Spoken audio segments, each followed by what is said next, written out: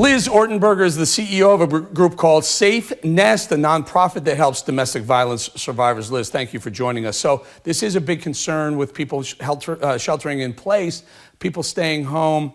Are we seeing an increase in violence in the home? Yes, we are. We here in Las Vegas are seeing a 15% increase in our hotline volume, and we only expect that to go up. So what is it? So, as people get frustrated, take us through the process, the mental process that goes on. What are you hearing?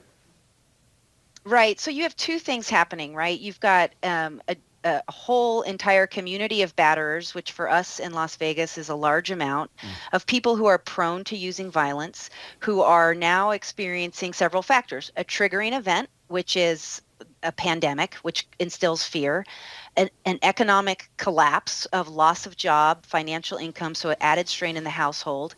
And we've asked you to sort of all stay at home together, so there's the added stress of the entire family being together. So someone who is prone to using violence or has used violence in the past is now in an environment in which it's incredibly likely for that to continue, get worse, or restart if they had stopped using violence. In addition, for our victims, they have absolutely no respite or space to escape to because they are now monitored 24/7, and there's a layer of fear added to that as well for them.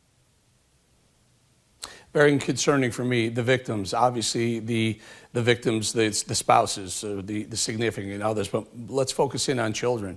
Are you saying, Yes. work us through this? A lot of people are watching right now, very, very concerned about children in abusive households. How are we making sure, how are we helping children in abusive households?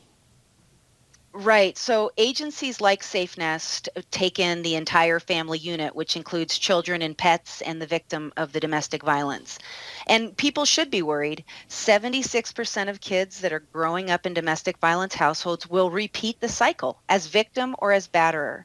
So when we have these circumstances like we're going through right now, that trauma is even more impacted on children because, like a victim, if they're not directly being physically battered, they are certainly recipients of the emotional battery, and they have no escape. School would have been an escape. Running out in the street with friends, going out and doing things would have been an escape, and that is gone.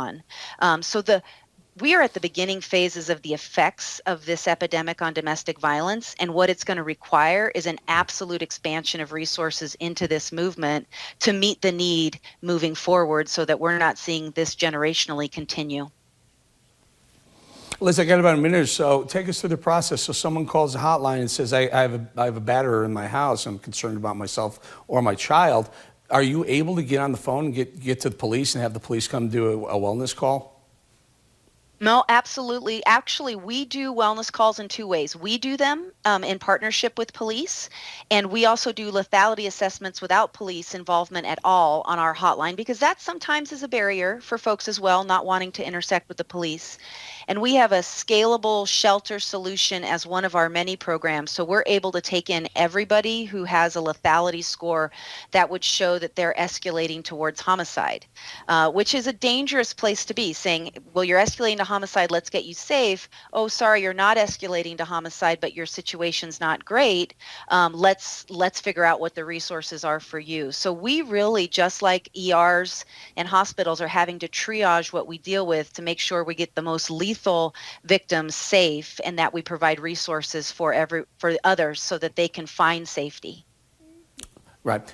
So, listen, we're going to go now, and we'll bring you back again because I think this is an extremely important resource, and hopefully there are resources for you, assets that you can tap into to make sure your group and other groups like you are funded. We're going to put the number up there, and again, let's remember, even if you're not someone who's being battered at home or abused at home, if you know someone who you think might be, make the call to the hotline. We're going to leave it right there. Liz, thank you so much. We'll put the number to the hotline up on our screen.